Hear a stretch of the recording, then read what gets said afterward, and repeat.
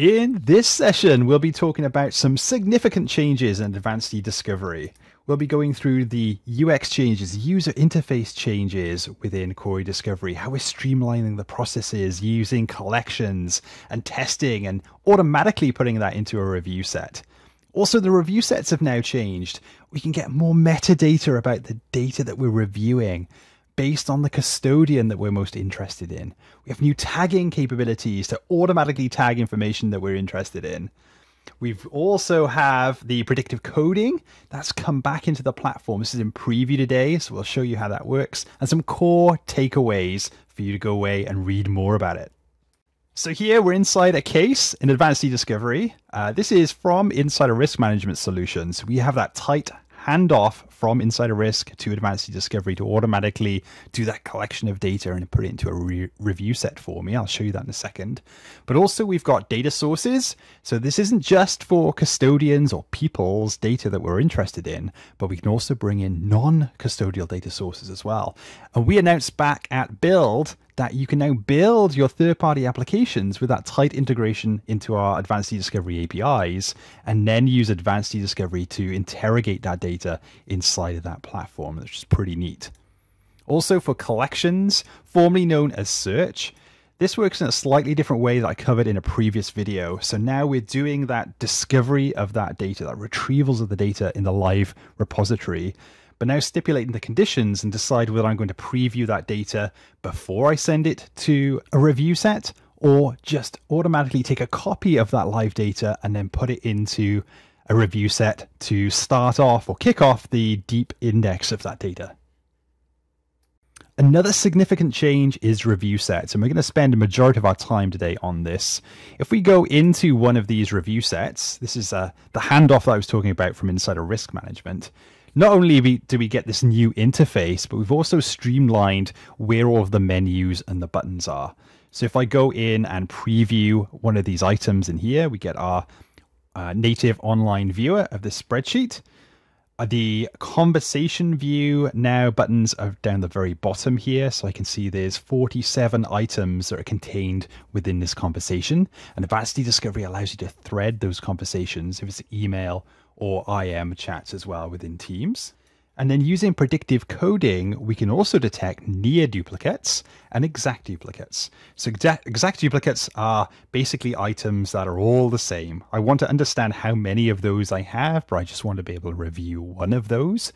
When near duplicates is where the predictive coding model has detected a similarity percentage between one document and another. And we can preview those as well to see what those changes are. So I can very easily click on these filters here. That will give me a streamlined view of all of the documents that are very similar to each other.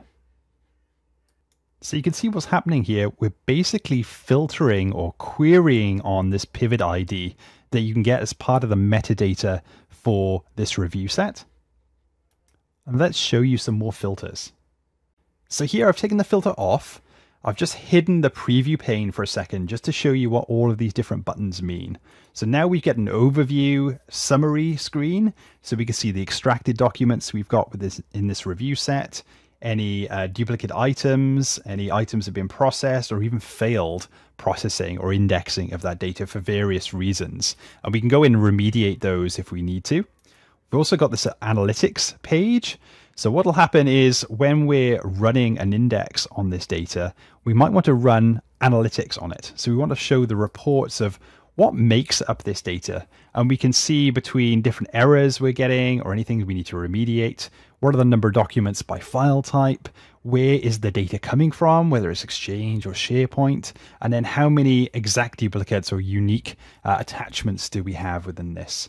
So rather than looking at the content itself, I can see metadata about the content, which is pretty cool. We can also go in and we can click on the Manage button here and then search on a profile view.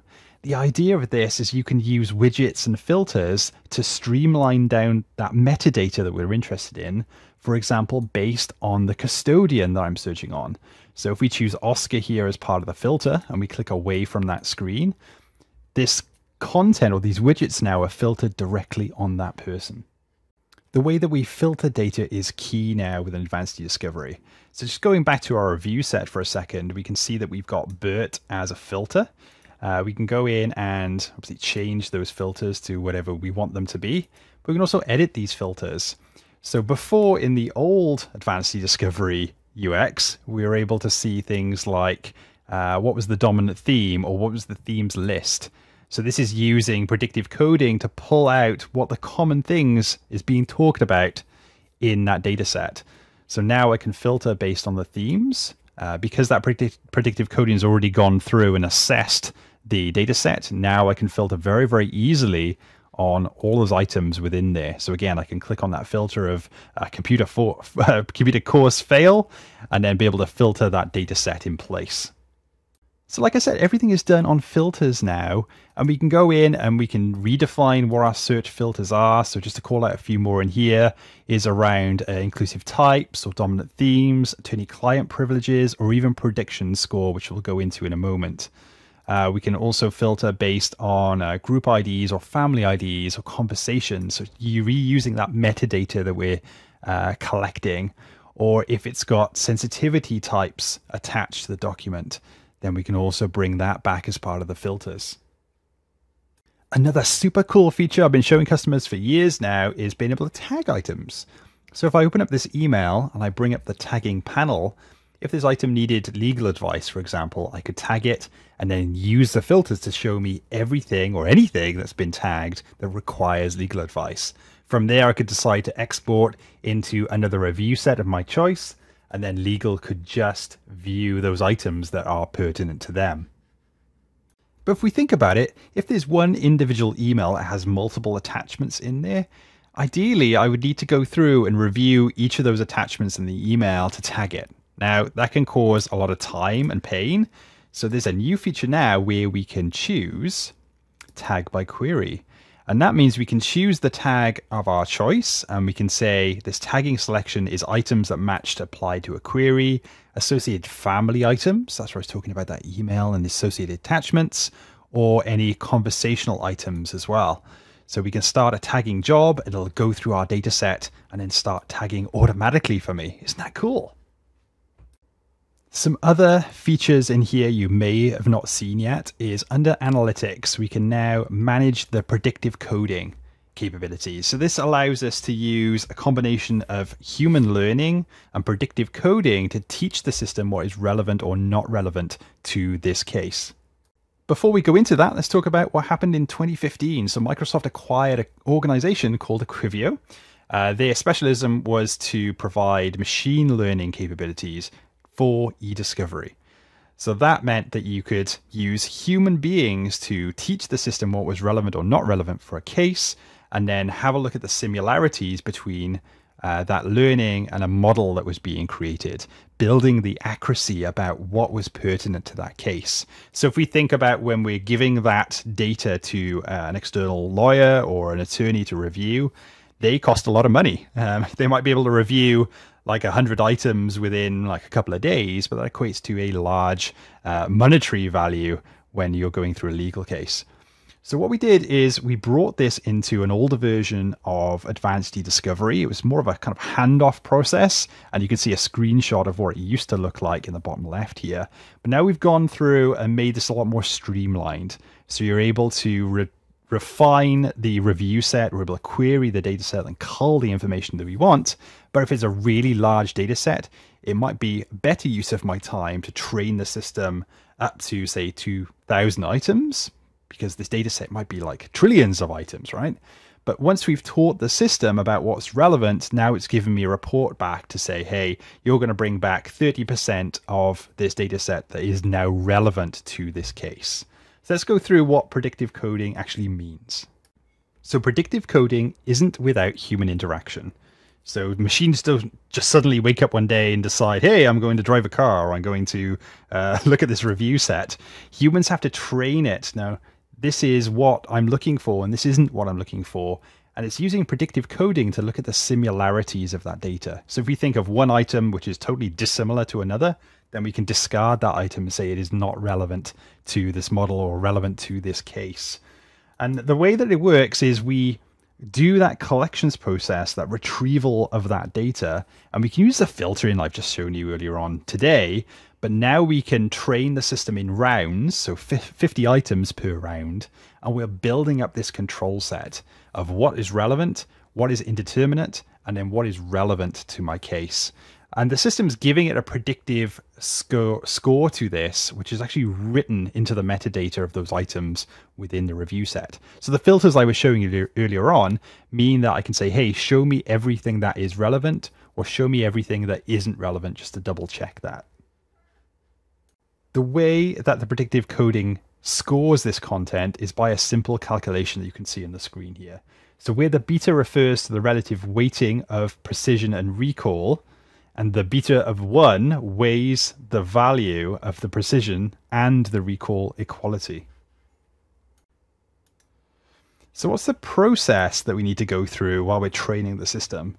So we need to create a predictive coding model. So we need to first do a round of 50 items. We can apply that prediction code filter, and then we can then perform more training rounds as we're training the system higher and higher to get that better prediction score. And then finally, we can provide the prediction score filter on the review set to show items that are relevant or pertinent to the case. So if we go into that predictive coding model, we can see an overview page. So top left here, I can see that we're on round 3. So I need to train another 50 items in the next round. I can also see that this predictive coding is not stable. So I need to train the system a bit more. But of this so far, I've got 11,000 items that are predicted as relevant and 1,000 items are predicted as not relevant. And I've tagged 100 items. We can also see the performance that makes up that F-score. So richness, recall, F-score, and precision. An F-score is a score that ranges from 0 to 1 and is a weighted average of the precision and the recall scores. So a score closer to 1 basically indicates that the model is more accurate and will detect the relevant items that you're looking for. So if we click on the second tab, which is training, we can see the rounds that we've already told the system about. So there's 100 items in here that I've already reviewed, and now we're on round 3. After you create a model, following things occur in the background, just to be aware of. So during the creation and the preparation of the model, the system will calculate the number of items in the control set, and this size is based on the number of items in the review set alongside the settings for the confidence level and the margin of error. So items in the control set are selected at random and designated as a control set item. So what does this mean? So if we think about the first round, we're going to reuse 10 items in the control set in the first round of training. So we're making sure that the items you're saying is relevant or not. You're just double checking those. So the system will randomly select 40 items from the review set to be included in the training set for the first round.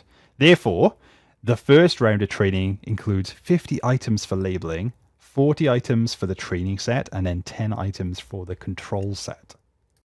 When I go in and I start the training, this is what it looks like. So I can see all of the items on the left-hand side that I need to go through individually. And then down the bottom here, you could see I'm marking that as relevant or not relevant to the case. So if we were looking for contracts, for example, I can see this particular document is a project document description. So nothing to do with contracts. So I could say is not relevant. And we're training the system and looking at that similarities model then. So let's pretend we've trained the system enough to the point that it's stable. So now we can use that predictive score that I was talking about. And by the way, it writes metadata to those individual items in the review set as well. And now we can filter based on that score.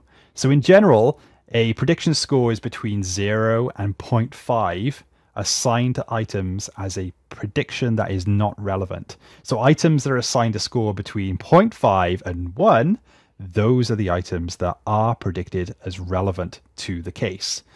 So here's two different ways that you could provide the prediction score.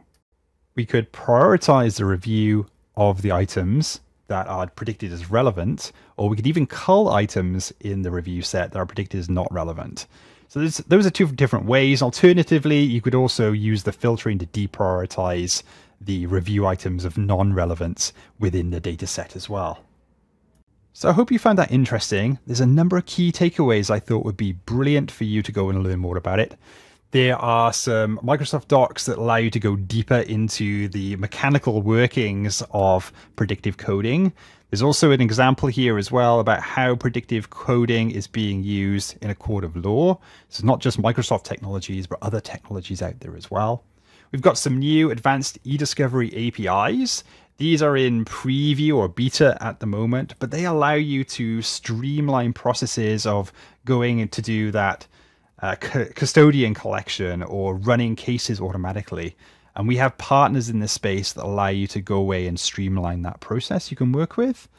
I already talked about the non-custodial data using apps that we mentioned in build, and also some architectural diagrams about how advanced eDiscovery goes through the processes of collecting and retrieving and exporting that data today. Just want to say thank you very much, and until next time.